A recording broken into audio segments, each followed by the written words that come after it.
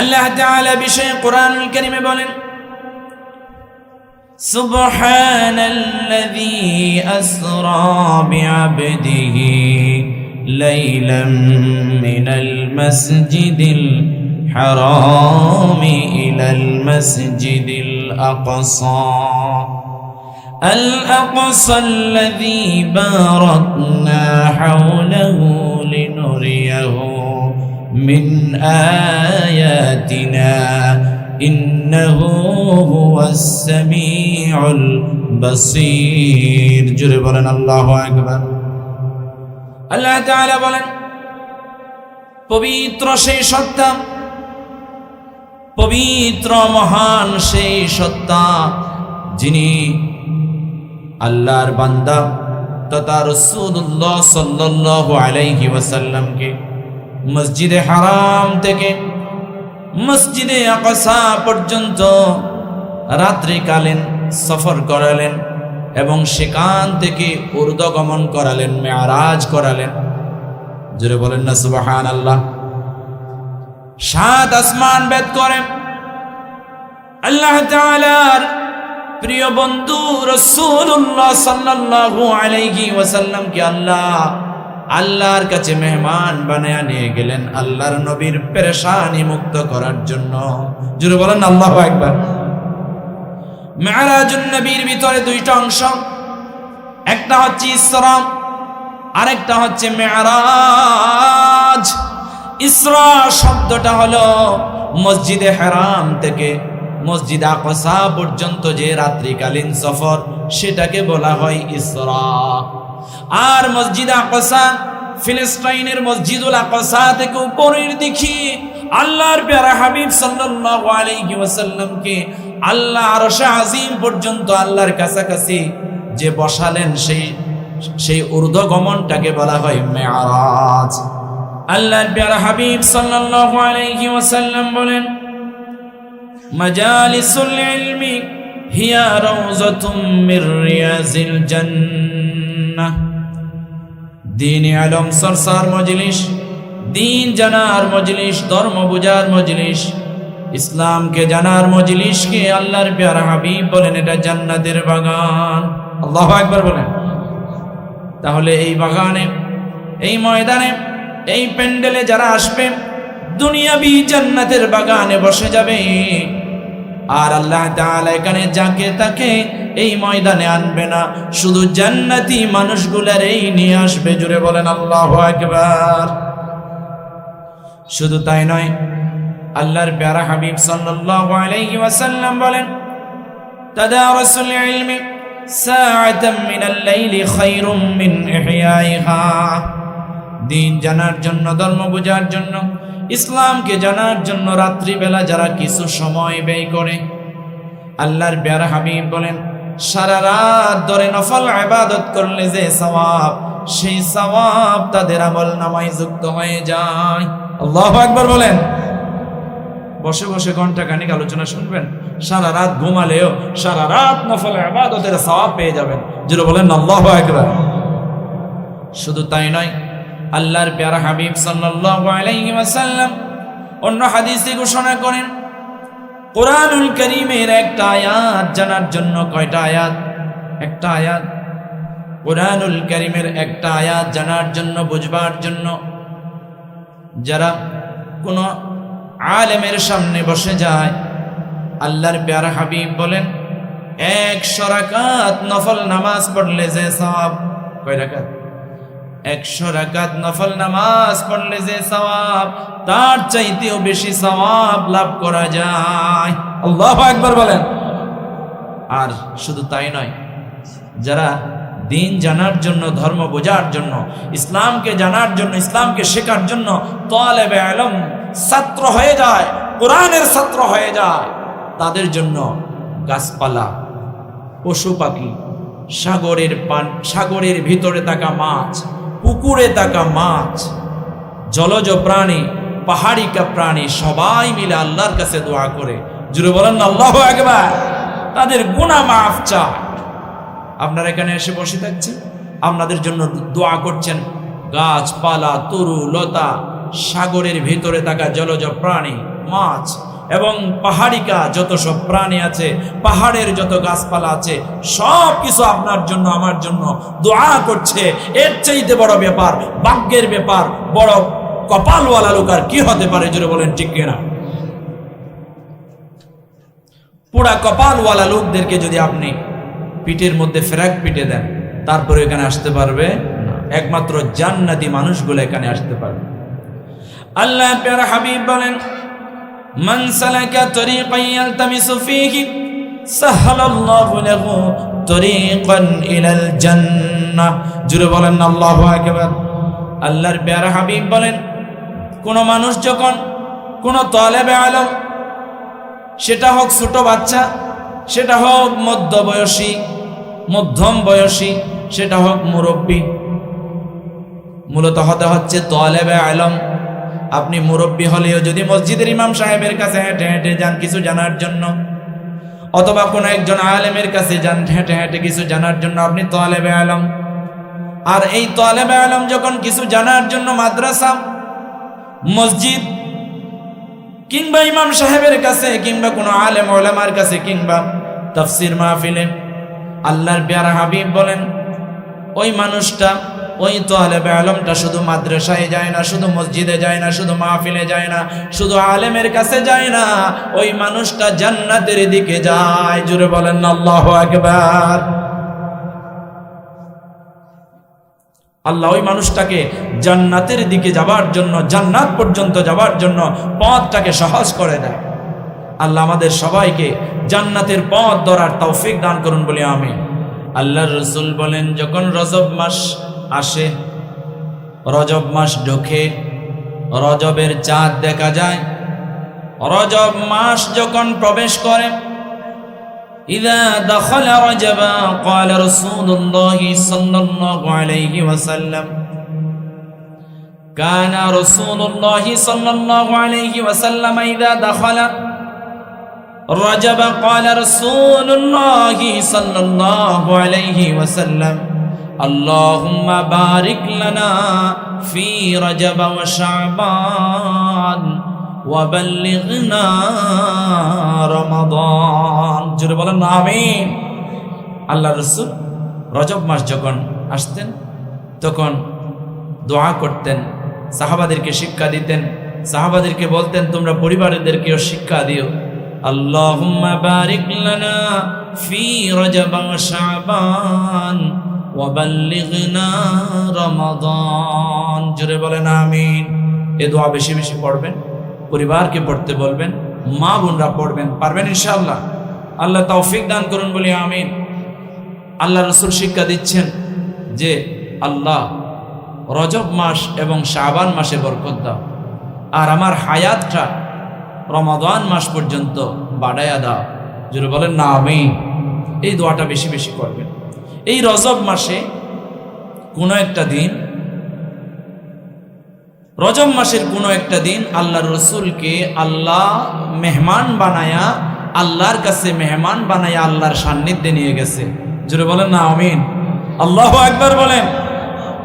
আপনারা মেরাজ চিনেন? সবে মেরাজ বলি আমরা, মেরাজুন নবী সাল্লাল্লাহু আলাইহি ওয়াসাল্লাম। আমার বন্ধুগণ, আল্লাহ তাআলা বিষয়ে কোরআনুল কারীমে বলেন,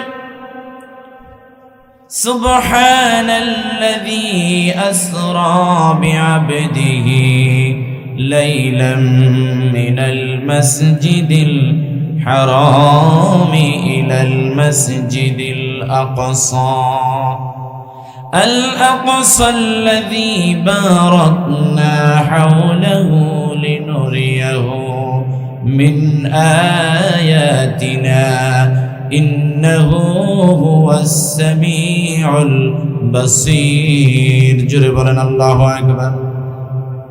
আল্লাহ তাআলা বলেন, পবিত্র সেই সত্তা, পবিত্র মহান সেই সত্তা যিনি আল্লাহর বান্দা তথা রাসূলুল্লাহ সাল্লাল্লাহু আলাইহি ওয়াসাল্লামকে মসজিদে হারাম থেকে মসজিদে আকসা পর্যন্ত রাত্রিকালীন সফর করালেন এবং সেখান থেকে ঊর্ধ্বগমন করালেন, মেরাজ করালেন। জোরে বলেন না সুবহানাল্লাহ।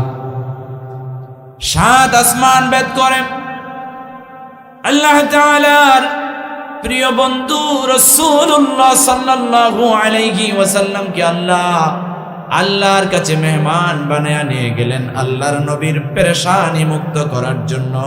জোরে বলেন আল্লাহু আকবার।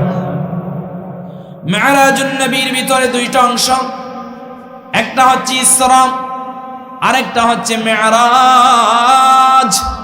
ইসরা শব্দটা হলো মসজিদে হারাম থেকে মসজিদ আকসা পর্যন্ত যে রাত্রিকালীন সফর, সেটাকে বলা হয় ইসরা। আর মসজিদ আকসা, ফিলিস্তিনের মসজিদুল আকসা থেকে উপরের দিকে আল্লাহর প্যারা হাবিব সাল্লাল্লাহু আলাইহি ওয়াসাল্লামকে আল্লাহ আরশে আজিম পর্যন্ত আল্লাহর কাছাকাছি যে বসালেন, সেই ঊর্ধ্বগমনটাকে বলা হয় মেরাজ। বুঝতে পারছেন কথা? বুঝতে পারছেন? মসজিদে আকসায় নিয়ে আমি লম্বা ঘটনা বলবো না, শুধু মেরাজের শিক্ষা বলবো। আলোচনার বিষয় বলেছিলাম মেরাজের শিক্ষা, মনে থাকবে ইনশাআল্লাহ। বিষয় ভিত্তিক কথা না বললে এমনি ফাও গল্প গুজব হাসি তামাশা করার কোনো সময় আমার নাই। আমি ইতিপূর্বে আপনাদের এই মাহফিলের জন্মলগ্ন থেকে এটার বোর্ড নির্মাণ শ্রমিক ইউনিয়নের বয়স হলো এখন 10 বছর। 2016 সাল থেকে আমাকে এই এলাকার প্রিয় ভাইয়েরা, এই কমিটির প্রিয় ভাইয়েরা আমাকে ভালোবেসে প্রত্যেক বছর এখানে জায়গা করে দেন। সেটা একমাত্র আল্লাহর ভালোবাসা। জোরে বলেন ঠিক কিনা? কোরআনের ভালোবাসা।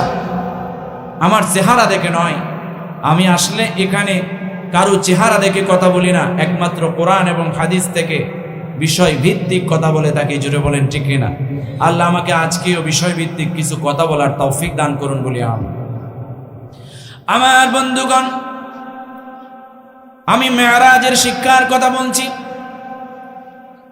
আল্লাহ রাসূল সাল্লাল্লাহু আলাইহি ওয়াসাল্লামকে মসজিদে হারাম থেকে মসজিদুল আকসা পর্যন্ত নিয়ে গেলেন, যে জায়গাটা কম হলেও 1 মাসের অধিক দূরত্বের জায়গা। আল্লাহ রাত্রিবেলা সফর করালেন। জোরে বলেন আল্লাহু আকবার। শুধু তাই নয়, সেই মসজিদে আকসা থেকে উপরের দিকে মধ্য আকাশ, এই আকাশের উপরে কত ধরনের যে থবক আছে, কত ধরনের যে কঠিনতা আছে, জটিলতা আছে, সব কিছু ভেদ করে আল্লাহর প্যারা হাবিবকে লক্ষ লক্ষ কোটি কোটি মাইল উপরে, যেটা বর্তমান কোন বিজ্ঞান আল্লাহর আরশে আজিম কত উপরে এটার ব্যাখ্যা দিতে পারে নাই, এমন উপরে আল্লাহর রসুলকে রাতের ভিতরে নিয়ে গেলেন। জোরে বলেন আল্লাহু আকবার।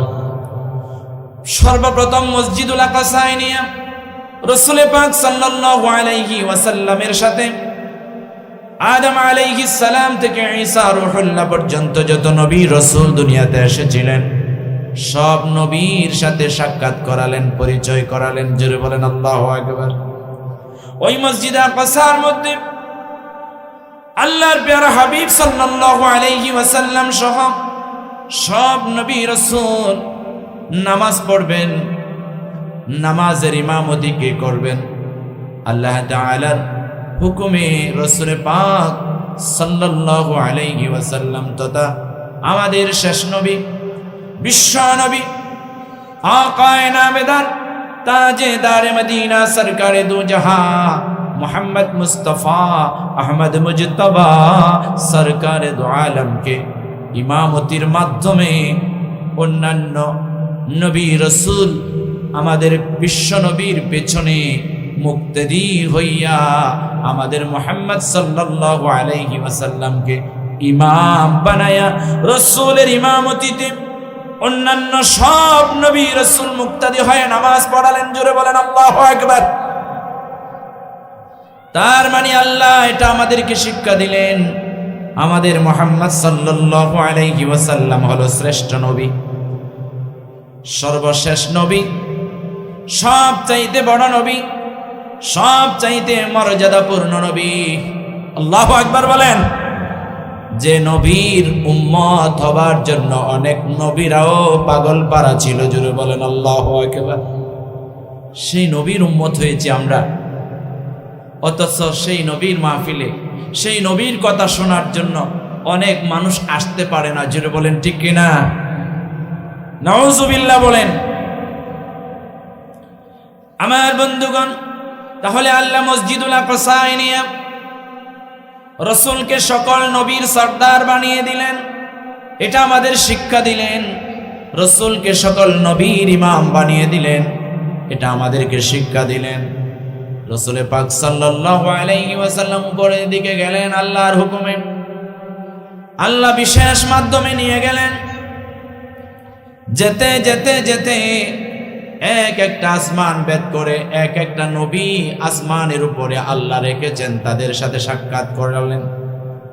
যেতে যেতে আল্লাহ আরশে আজিমে নিয়ে গেলেন, আল্লাহর সাথে সাক্ষাৎ হলো বন্ধুর সাথে বন্ধুত্বের কথা, ভালোবাসার কথা, মুহাব্বতের কথা, আবেগ ঘন মুহূর্ত পার করার পর রাসূল পাক সাল্লাল্লাহু আলাইহি ওয়াসাল্লামকে আল্লাহ জান্নাত দেখালেন, জাহান্নাম দেখালেন, জান্নাতের দৃশ্যগুলো পরিভ্রমণ করালেন আর জাহান্নামের দৃশ্যগুলো দেখালেন। জোরে বলেন আল্লাহু আকবার। জান্নাত এবং জাহান্নামের কি দৃশ্য আল্লাহর নবী দেখে আসলেন, তা আমি এক একটা করে আপনাদেরকে বর্ণনা দেব যদি সময় পাই। তার আগে আমি একটা কথা আপনাদেরকে বলি, রাসূল পাক সাল্লাল্লাহু আলাইহি ওয়াসাল্লামের কাছে পৃথিবীতে যত শরীয়ত এসেছে আমাদের জন্য, যত হুকুম এসেছে আমাদের জন্য, যত আহকাম এসেছে আমাদের জন্য, সব কিছু আল্লাহর নবীর উপরে হযরত জিবরাইল আমিনের মাধ্যমে আল্লাহ সুবহানাহু ওয়া তাআলা প্রেরণ করেছেন। জোরে বলেন আল্লাহু আকবার। আল্লাহ রাসূল সাল্লাল্লাহু আলাইহি ওয়াসাল্লাম জিবরাইল আমিনকে দুইবার দেখেছেন। জোরে বলেন আল্লাহু আকবার। জিবরাইল আমিনের আকৃতিটা আমি বলবো আপনাদেরকে। আল্লাহ তাআলা কুরআনুল কারীমে বলেন, আফাতুমালুনাহু আলা মা ইয়ারা ওয়ালাকাদ রাআহু নাজলাতান উখরা ইনদা সিদরাতিল মুনতাহা ইনদাহা জান্নাতুল মাওয়া ইয ইয়াগশাস সিদরাতা মা ইয়াগশা মা যাগাল বাসারু ওয়া মা তাগা। জোরে বলেন আল্লাহু আকবার।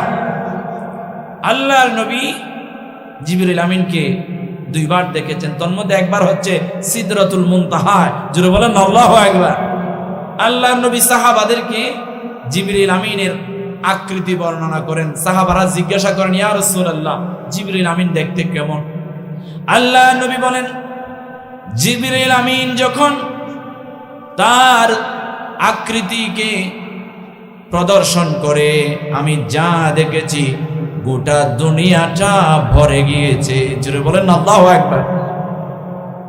আসমান জমিনের সব জায়গা ভরে গিয়েছে। জোরে বলেন আল্লাহু আকবার। আমার বন্ধুগণ, চিন্তা করে দেখেন, জিবরিল আমিন যদি এত বড় হয়, বড় বড় চারটি ফেরেশতা রয়েছে। জিবরিল আমিন, ইসরাফিল আলাইহিস সালাম, মিকাইল আলাইহিস সালাম, আজরাইল আলাইহিস সালাম। কত বড় বড় ফেরেশতা, বড় চার ফেরেশতা। আল্লাহু আকবার বলেন।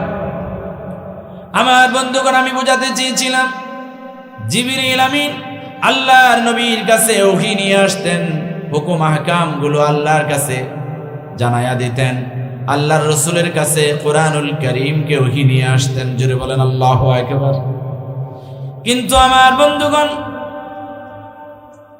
আল্লাহর রাসূল সাল্লাল্লাহু আলাইহি ওয়াসাল্লাম আল্লাহর সাথে সাক্ষাৎ করার পর যখন ফিরে আসবেন, তখন আমাদের জন্য আল্লাহ তাআলা হাদিয়া পাঠাচ্ছেন, উপটোকন পাঠাচ্ছেন, সম্মানী পাঠাচ্ছেন। জোরে বলেন আল্লাহু আকবার। আল্লাহর রাসূলকে মাধ্যম করে উম্মতে মুহাম্মাদের জন্য আল্লাহ তোহফা পাঠাচ্ছেন। হুজুর কি তোহফা পাঠাচ্ছেন?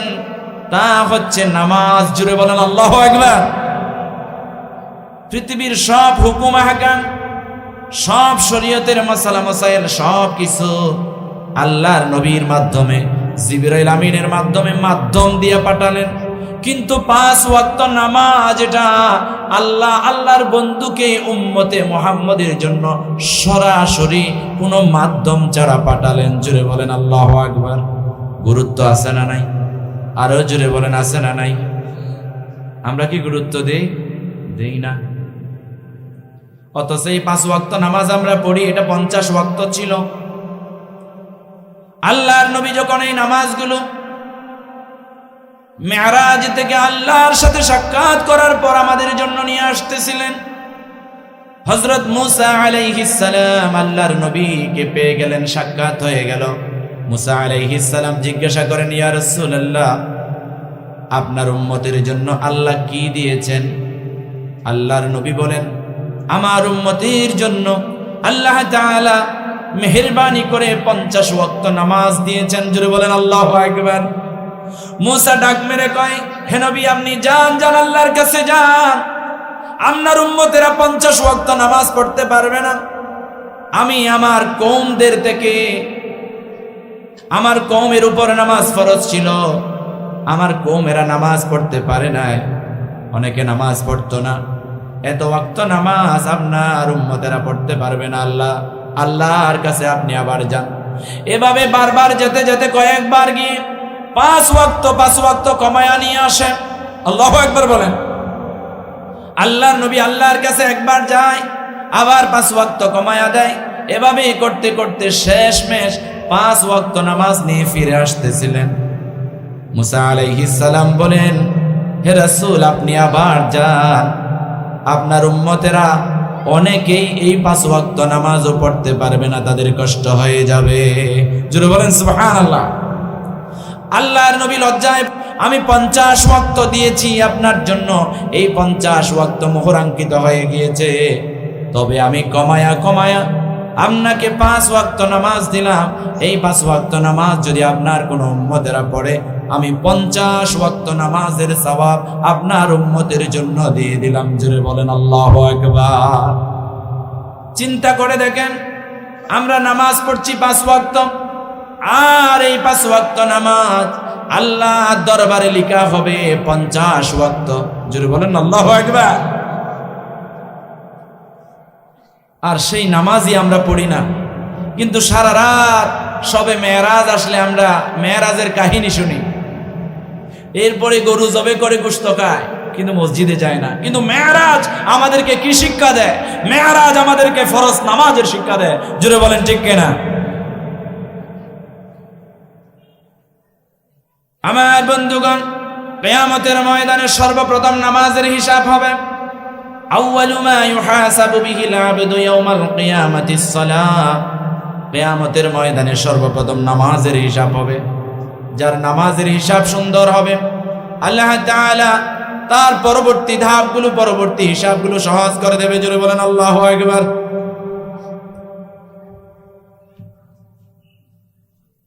বাইনাল মুমিনি ওয়াল কুফরি তারকুস সালাম। নামাজ এবং ইমানদারের মধ্যে, ইমানদার এবং কুফরের মধ্যে পার্থক্য হলো নামাজ। ইমানদার এবং কুফরের মধ্যে পার্থক্য হলো নামাজ। জোরে বলেন আল্লাহু আকবার। আসসালাতু মিরাজুল মুমিনিন। নামাজ হচ্ছে ইমানদারদের মেরাজ। জোরে বলেন আল্লাহু আকবার। এখন আমরা রজব মাসের 27 তারিখ আসলে সবে মেরাজের ফাতিহা করি, কিন্তু নামাজে নাই। মেরাজের শিক্ষা কি শুধু ফাতিহা করা, গোশত খাওয়া? ফাতিহা মিন্স বিগিনিং অর ওপেনিং। ফাতিহা মানে শুরু করা, আরম্ভ করা। আপনি কোনো একটা কাজের সূচনা করছেন, বিসমিল্লাহ বলে শুরু করলেন, ফাতিহা হয়ে গেল। আপনি কোনো একটা কাজের শুরু করলেন, সূরা ফাতিহা পড়লেন, আপনার সুন্দর একটা বিগিন হয়ে গেল। জোরে বলেন ঠিক কিনা? এখন তো আমাদের দেশে ফুটবল খেলার মাঠ উদ্বোধন করে বিসমিল্লাহ বইলা, সূরা ফাতিহা বইলা, আলেম ওলামারা গিয়া দোয়া কইরা নাউজুবিল্লাহ বলেন। সিনেমা হল উদ্বোধন করে মোনাজাত করে। ফিল্ম একটা মুক্তি পাইছে, ইমাম সাহেবকে ধরে নিয়ে এসে মোনাজাত করা, সেখানে নায়িকা নায়ক নায়িকা সবাই মোনাজাত করে। নাউজুবিল্লাহ বলেন, নাউজুবিল্লাহ বলেন। আমরা সেই মানের ইমানদার, জোরে বলেন নাউজুবিল্লাহ। চিন্তা করে দেখেছেন? প্রত্যেক দিন ফাতিহা করান, কোনো সমস্যা নাই। আপনার বাবা মরে গিয়েছে, 4 দিন পরে বা 40 দিন পরে গরু জবে করছেন। আপনার বাবা মরে গেছে, এজন্য খুশি হয়ে গরু জবে করছেন না? আরে এই গরুর টাকা দিয়ে যদি আপনার চিকিৎসা করতেন, আপনার বাবার চিকিৎসা করতেন, আপনার বাবা অবশ্যই হায়াত যখন শেষ তখন মৃত্যুবরণ করত, হায়াত কেউ টেকাইতে পারতো না, ওই গরুর টাকাটা দিয়ে যদি আপনার আব্বুকে চিকিৎসা করতেন, তাইলে আপনার আব্বু অন্তত পক্ষে যতদিন বাঁচত ততদিন একটু সুন্দরভাবে বাঁচত। জোরে বলেন ঠিক কিনা? আপনার আব্বুর জন্য গরু জবে করলে যে আপনার আব্বা জান্নাতি হবে এটা হতে পারে না। নিজের আমলের কারণেই মানুষ জান্নাতি হয়, নিজের নেক আমলের কারণেই মানুষ জান্নাতি হয়। এবছর দেখলাম এক ভাই সুদের টাকা এত বেশি হয়ে গেছে যে সুদের টাকার বোঝা বইতে না পেরে ফাঁসির দড়ি বেছে নিয়েছে, আত্মহত্যার পথ বেছে নিয়েছে। জুড়ে বলেন নাউজুবিল্লাহ। আবার নিজের ঘরের আত্মীয় স্বজনেরা সুদি টাকা এনে ফাতিহা করাইছে 40 দিছে। নাউজুবিল্লাহ বলেন। সেই মানের ইমানদার, সেই মানের মুসলমান। নাউজুবিল্লাহ বলেন। আমার বন্ধুগণ, আমরা রজব মাসে মেরাজুন নবী, সবে মেরাজ ফাতিহাকে যেভাবে গুরুত্ব দেই, মেরাজের শিক্ষাকে তেমন গুরুত্ব দেই না। জুড়ে বলেন নাউজুবিল্লাহ। মেরাজুন নবীর ফাতিহার কোনো গুরুত্ব নাই, গুরুত্ব হলো মেরাজের শিক্ষা। আল্লাহর নবী সাল্লাল্লাহু আলাইহি ওয়াসাল্লাম যখন মেরাজ থেকে আসতেছিলেন তখন একটা সুগন্ধ পেলেন। কি পেলেন? সুগন্ধ। আপনারা কি এখানে আছেন না গেছেন? কে কে আছেন একটু হাত উঠান তো। লিল্লাহি তাকবীর, লিল্লাহি তাকবীর। আল্লাহ কবুল করুন বলি আমিন। আমার বন্ধুগণ, আল্লাহ নবী সাল্লাল্লাহু আলাইহি ওয়াসাল্লাম আল্লাহর সাথে সাক্ষাৎ করে জান্নাত জাহান্নাম দেখে চলে আসতেছিলেন। হঠাৎ একটা সুগন্ধ পেলেন, জান্নাতের ভিতর থেকে একটা সুগন্ধ আসে। জিবরিল আমিনকে জিজ্ঞাসা করেন, জিবরিল, আমি যে জান্নাত থেকে আসা একটা মেরাজুন নবী থেকে আসার সময় একটা সুগন্ধ পেয়েছিলাম, ওই সুগন্ধটা কিসের? জিবরিল আমিন বলেন, হে রাসূল, এটা জান্নাতের এমন একটা রুম, এমন একটা কক্ষের সুগন্ধ, যে কামরাটি, যে কক্ষটিতে ফিরাউনের কন্যার চুল আঁচড়ানোর দাসীর জন্য বরাদ্দ করা হয়েছে, ওই ফিরাউন কন্যার চুল আঁচড়ানো দাসীর জান্নাতের কক্ষ থেকে এই সুগন্ধ আসছে। জুড়ে বলেন আল্লাহু আকবার। অন্য বর্ণনায় আসছে এটা আসিয়া আলাইহাস সালামের জান্নাতের ঘর থেকে এই সুগন্ধটা আসতেছে। সুবহানাল্লাহ বলেন। আমার বন্ধুগণ, মেরাজের ঘটনা এটা হচ্ছে আশ্চর্য ঘটনা। এটা কি ঘটনা? আশ্চর্য ঘটনা, এটা বিস্ময়কর ঘটনা। আল্লাহ তাআলা কোরআনুল কারীমে সূরা বনী ইসরাঈলের শুরুতেই বলেছেন সুবহানা। আমরা কোনো একটা আশ্চর্যজনক বিষয় যখন দেখি, কোনো বিস্ময়কর যখন কোনো বিষয় দেখি, তখন সুবহানাল্লাহ পড়ি। জোরে বলেন ঠিক কিনা? তাহলে এই ঘটনাগুলো আমি বর্ণনা করতেছি, এগুলো আশ্চর্য মনে হবে আপনাদের। কেমনে সম্ভব বলে মনে হবে? কাফেররাও মনে করেছিল কেমনে সম্ভব এগুলো। একই রাতের মধ্যে মসজিদে হারাম থেকে মসজিদে আকসা পর্যন্ত, আবার আকসা থেকে আরশা আজিম পর্যন্ত 7 আসমান ভেদ করে আল্লাহর সাথে সাক্ষাৎ। কাফের আবু জাহেল বলতেছে, যখন শুনলো তখন বলতেছে, বলে যে রসুলকে আমরা এতদিন পাগল বলতাম, কোনো ডকুমেন্ট ছিল না, দলিল ছিল না, এখন দলিল পাইছি। জুড়ে বলেন নাউজুবিল্লাহ। বলে যে রসুল পাগল হয়ে গেছে। নাউজুবিল্লাহ বলেন। সবাইকে ডেকে সমবেত করে, সমবেত করার পর বলেন যে অনেক ব্যবসায়ী আছে যে ফিলিস্তিনে ব্যবসা করে বাইতুল মকদাসের পাশে শহরে, তারা জিজ্ঞাসা করে আল্লাহর রসুলকে বাজানোর জন্য, পাশানোর জন্য, রসুল আপনি বলেন তো তাহলে বাইতুল মাকদাসে শহরটা কেমন, ফিলিস্তাইনের সেই বাইতুল মাকদাসের আশপাশ কেমন, জানালা কয়টা, দরজা কয়টা? আল্লাহ রসুল একটু হতভম্ব হয়ে গেলেন। রাত্রিবেলা যখন আমরা কোথাও সফর করি তখন রাত্রিবেলা তো তেমন ভালোভাবে দেখা যায় না। আমরা তো রাত্রিবেলা বিভিন্ন জায়গায় রাতের পাখির মতো সফর করি, দ্বীনের কারণে, ধর্মের কারণে, ইসলামের কারণে, দাঈ ইলাল্লাহ হওয়ার কারণে। সেখানে আমরা অনেক জায়গায় গিয়েছি, কিন্তু দিনের বেলা গেলে চিনি না। জোরে বলেন ঠিক কিনা? আমার বন্ধুগণ, রাসূল পাক সাল্লাল্লাহু আলাইহি ওয়াসাল্লামের মর্যাদা আল্লাহ অক্ষুণ্ণ রাখলেন। স্বয়ং বাইতুল মাকদাস সহ আশপাশের শহরটাকে কুদরতিভাবে আল্লাহর রাসূলের সামনে উপস্থাপন করলেন। সুবহানাল্লাহ। ধরেন আপনি কল্পনার জগতে হারিয়ে গেলেন, কল্পনায় আপনার চোখের সামনে, রাসূলের সামনে বাইতুল মাকদাস এটা উপস্থাপন হয়ে গেছে। এটা ঘুরে ঘুরে আর ঘুরে, আর আল্লাহর নবী বাইতুল মাকদাস মসজিদের দরজা কয়টা, জানালা কয়টা, কোন দিকে একটু খসে পড়েছে, সব কিছু কাফেরদেরকে তন্ন তন্ন করে বিশ্লেষণ করে বলিয়ে দিলেন। জুড়ে বলেন আল্লাহু আকবার। তাহলে এটা আশ্চর্য, জুড়ে বলেন ঠিক কিনা? এটা বিস্ময়কর ঘটনা। আমার বন্ধুগণ, পৃথিবীতে যখন রাসূলুল্লাহ সাল্লাল্লাহু আলাইহি ওয়াসাল্লাম মেরাজুন নবী শেষ করে দুনিয়াতে আসেন, সর্বপ্রথম হযরত আবু বকর সিদ্দিক রাদিয়াল্লাহু তাআলা আনহুর সাথে সাক্ষাৎ হয়ে যায়। রাসূল পাক সাল্লাল্লাহু আলাইহি ওয়াসাল্লামকে আবু বকর রাদিয়াল্লাহু আনহু জিজ্ঞাসা করেন, ইয়া রাসূলুল্লাহ, আপনি কোথায় গিয়েছিলেন রাত্রিবেলা?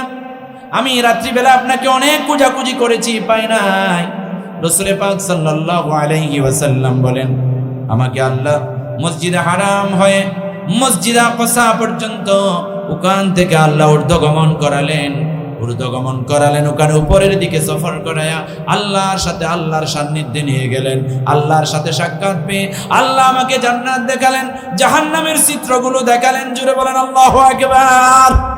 আর আবু বকর সিদ্দিক রাদিয়াল্লাহু তাআলা আনহু সাথে সাথে মেনে নিলেন এবং বিশ্বাস করলেন। জুড়ে বলেন আল্লাহু আকবার। বিশ্বাস করলেন। এজন্য আবু বকর রাদিয়াল্লাহু আনহুর লকব হলো সিদ্দিক। জুড়ে বলেন আল্লাহু আকবার।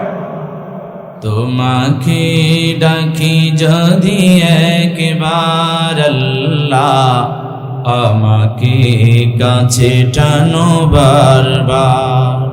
তোমাকে ডাকি যদি একবার আল্লাহ, আমাকে কাছে টানো বারবার। যদি পথ ভুলে যায় আমাকে দিও ঠাই, যদি পথ ভুলে যায় আমাকে দিও ঠাই, দিও দিশা এইটুকু আবদার আল্লাহ, আমাকে কাছে টানো বারবার। আমার বন্ধুগণ, আমি বোঝাতে চেয়েছিলাম রাসূল পাক সাল্লাল্লাহু আলাইহি ওয়াসাল্লাম জান্নাতের ভিতর থেকে একটা সুগন্ধ পেয়েছিলেন। সেই সুগন্ধটা হলো ফিরাউন কন্যার দাসী, চুল আঁচড়ানো দাসী। সেই দাসীর জন্য আল্লাহ নির্মাণ করে রেখেছেন জান্নাতের ভিতরে সেই কক্ষের সুগন্ধ। আল্লাহু আকবার। ফিরাউন কন্যার দাসী কি কারণে সেই মর্যাদা পেলেন, জান্নাতের সেই সুগন্ধময় কামরা পেলেন, রুম পেলেন? আমার বন্ধুগণ, তিনি যখন ফিরাউনের কন্যার মাথা আঁচড়াচ্ছেন, হঠাৎ করে মাথা আঁচড়ানোর চিরুনিটা পড়ে যায়। পড়ে যাওয়ার পরে ওই দাসীর নিচে নয়ে চিরুনিটা ধরে বিসমিল্লাহ বলে নেন, আল্লাহর নামে নেন। ফিরাউন কন্যা ডাক মেরে বলেন, কি শোনালি তুই? এখানে তো কোনো কাজ যদি শুরু হয় আমার বাবা ফিরাউনের নামে শুরু হয়। নাউজুবিল্লাহ বলেন। যখন কোনো কিছুর সূচনা হয় আমার বাবার নামে হয়, সুতরাং তুই কার নামে চিরুনি ধরলি? বলে যে তোর বাবা, তোর আল্লাহ যিনি, তোর প্রভু যিনি, আর আমার প্রভু যিনি, আমার রব যিনি, তোর বাবার রব যিনি, আমার আল্লাহর নামে আমি চিরুনি তুলেছি। জোরে বলেন আল্লাহু আকবার। ফিরআউন কন্যা রাগান্বিত হয়ে বাবার কাছে গিয়ে কথা বলে দিলেন। বাবা তার জন্য অগ্নিকুণ্ড করলেন, অগ্নির উপরে কড়াই তুলে দিলেন, কড়াইয়ের উপরে তেল কিংবা পানি ঢেলে দিলেন। এরপরে ওই দাসীর এক একটা সন্তান গরমে আগুনের ভিতরে, জ্বলন্ত আগুনের উপরে দাও দাও করা ধোঁয়া উঠা সেই পানির উপরে এক একটা করে সন্তানকে ফেলে দিচ্ছেন। আর ফিরআউন বলছে, ও দাসী, তুই আমার উপরে ঈমান আন, তুই তোর আল্লাহর প্রতি ঈমানটা ছেড়ে দেয়। জোরে জোরে বলেন নাউজুবিল্লাহ। ফিরআউন কন্যার দাসী ঈমান ছাড়ে না। শেষমেশ যে কয়টা সন্তান ছিল সব ফেলে দিয়েছে। ছোট্ট শিশুটাকে যখন কড়াইয়ের ভিতরে ফেলে দেবে, ঠিক সেই মুহূর্তে আবেগঘন মুহূর্ত, চোখের পানি ছেড়ে দিলেন। দাসীর ঈমান যায় যায় অবস্থা, আল্লাহ আর সহ্য করলেন না। এক একটা করে কয়েকটা সন্তান আগুনের উপরে ঢেলে দিল, পানির ভিতরে ঢেলে দিল। এই মেয়ে ঈমান ছাড়ে না, আমার এই বান্দি ঈমান ছাড়ে না, ঈমান ছাড়ে না। আর শেষমেশ ছোট্ট শিশুটার জায়গায় এসে, ছোট্ট বাচ্চাদের প্রতি আমাদের আদর, ভালোবাসা, মহাব্বত অনেকভাবে মিশে যায়। জোরে বলেন ঠিক কিনা? কারণ একটা মা তার সন্তানকে যখন জন্ম দেয় এমন কষ্ট পায়। প্রথমত রক্ত এমন ভাবে বের হয়, গরু জবে করলে যেভাবে রক্তপাত হয়ে যায় ঠিক সেভাবেই রক্তপাত হয়। জোরে বলেন ঠিক কিনা?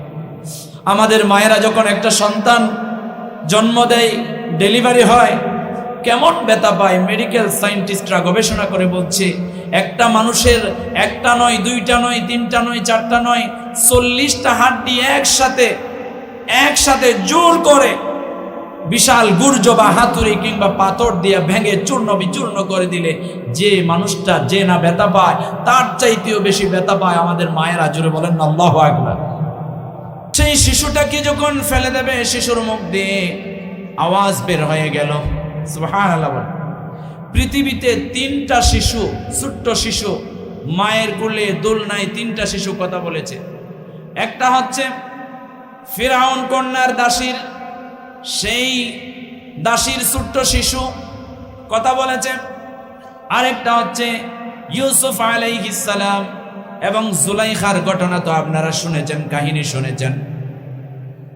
একটা সন্তান বলে উঠেছিল দরজার কোণা থেকে, ইউসুফ আলাইহিস সালামের সামনে যদি ছেঁড়া থাকে ইউসুফ আলাইহিস সালাম দোষী, আর যদি পেছনে ছেঁড়া থাকে তাহলে ইউসুফ আলাইহিস সালাম নির্দোষ।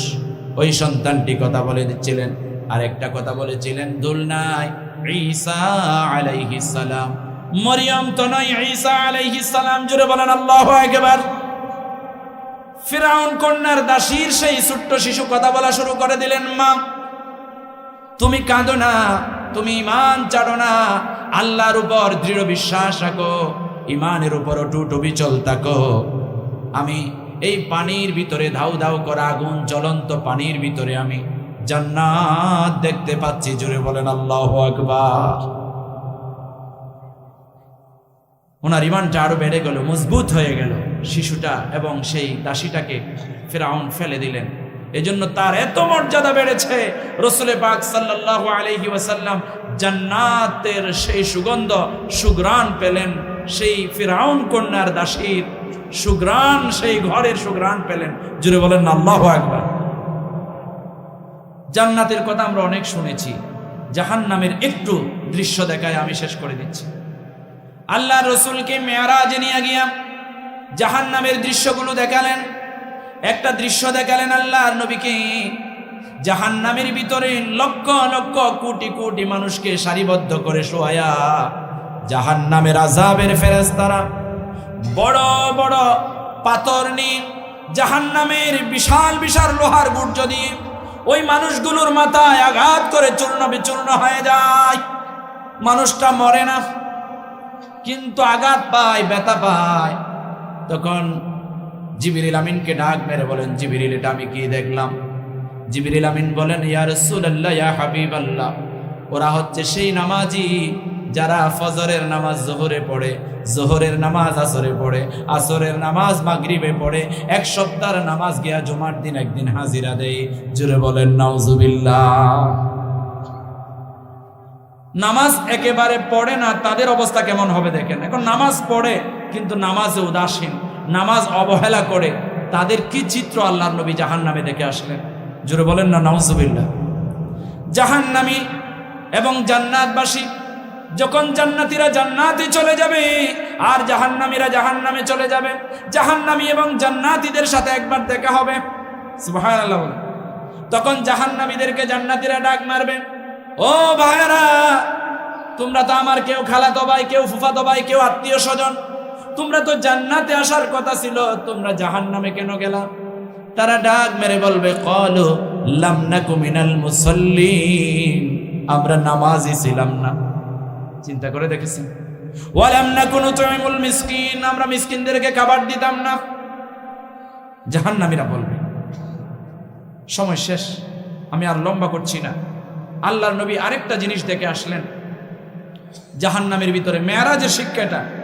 আমরা তো মেরাজের ওয়াজ করি, কাহিনী বলি, এরপরে গরু জবাই, গোশত খাই, ফাতিহা করি, কিন্তু এটার মধ্যে কোনো শিক্ষা নেই। শিক্ষা হলো এগুলো। আল্লাহর নবী আরেকটা দৃশ্য দেখলেন, জাহান্নামের কিছু মানুষের আঙ্গুলে পিতলের নখ। কিসের নখ? পিতলের নখ। জিবরাইল আমিনকে জিজ্ঞাসা করলেন, ও জিবরিল, এরা পিতলের নখ দিয়া চেহারা কামচিয়ে কামচিয়ে খায়, বুকের গোশতগুলো ছিঁড়ে কেন? জিবরাইল আমিন জিজ্ঞাসা করেন, জিবরাইল আমিন বলেন, ইয়া রাসূলুল্লাহ, এরা হচ্ছে তারা যারা দুনিয়াতে চায়ের দোকানে বসে ইমামের গীবত, আছে না নাই? নামাজি তিনজন চায়ের দোকানে বসছে, ইমামের গীবত, মুয়াজ্জিনের গীবত, আছে না নাই? এরপরে 5 ভাই আছে, 3 ভাই একসাথে একত্রিত হয়েছে, চতুর্থ ভাইয়ের গীবত, আছে না নাই? ঘরে বউ আছে 3টা, 2টা একত্রিত হয়েছে, 3য় নাম্বারের গীবত, আছে না নাই? সমাজের মানুষগুলো যখন দুজন একত্রিত হয়, 3য় জনের গীবত। এরকম গীবত করনেওয়ালা ব্যক্তিদেরকে আল্লাহ জাহান্নামে ওই শাস্তি দেবে। তাদের নখ হবে পিতলের, আর তাদের মুখগুলো ছিঁড়ে ছিঁড়ে খাবে, বুক থেকে কামচিয়ে কামচিয়ে গোশতগুলো বের করবে। আরেকটা দৃশ্যের কথা বলে শেষ করে দিচ্ছি। আল্লাহর নবী আরেকটা দৃশ্য দেখলেন, কিছু মানুষ রক্তের নদীতে, রক্তের সাগরে হাবুডুবু খায়, অনেক চেষ্টা করছে কিনারায় আসবে, আর জাহান্নামের আযাবের ফেরেশতারা বিশাল বিশাল পাথর নিয়ে দূর থেকে ছুঁড়ে মারে, আর আসতে পারে না। রাসূল সাল্লাল্লাহু আলাইহি ওয়াসাল্লাম জিবরাইল আমিনকে জিজ্ঞাসা করেন, ও জিবরিল, ওই দৃশ্যটা কিসের? এমন দৃশ্যটা কিসের? এমন কঠিন দৃশ্যটা কিসের? জিবরাইল আমিন বলেন, ইয়া রাসূলুল্লাহ, তারা দুনিয়াতে বসে বসে সুদি টাকা লাগাইতো। কি লাগাইতো? আমাদের দেশে সুদ আছে না নাই? এগুলো মেরাজের শিক্ষা। সুদি টাকা লাগাইতো, লক্ষ লক্ষ টাকা সুদি লাগায়া কোটি কোটি মানুষের সম্পদ, ধন সম্পদ একই হাতে পুঁজিভূত করে ফেলতো। ওই মানুষগুলোরে আল্লাহ জাহান্নামের ভিতরে এই শাস্তি দেবে। জোরে বলেন না নাউজুবিল্লাহ।